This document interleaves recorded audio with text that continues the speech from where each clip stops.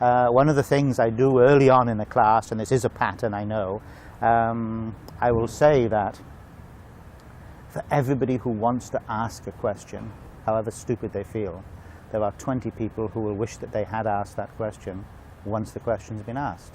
So there's nothing wrong in asking a question. And I say more importantly, there is no problem coming to the university without knowledge. There's one heck of a problem if after 4 years you still haven't got any knowledge because you never raised your hand and you never asked that first question. And what this means is I will get questions in, I will tour the classroom, I will look at me sitting here, my class wouldn't recognize me. I usually bounce about like a bird on a cage, in a cage.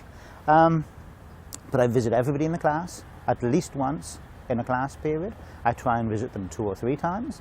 And if one person has a question which is valid for the whole group, I'll stop the class, go to the front, put the question on the board, show why it's relevant, show what the purpose of the question is and how it affects everybody in the room.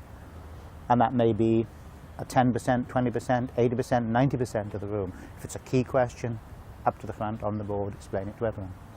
And say, hey Kevin, that was a great question. Because sometimes they are. Yeah. And that makes people more comfortable with the questioning process. And the questioning process is the individual one-on-one response process, which to my mind is the center of learning because of the type of subject I'm teaching.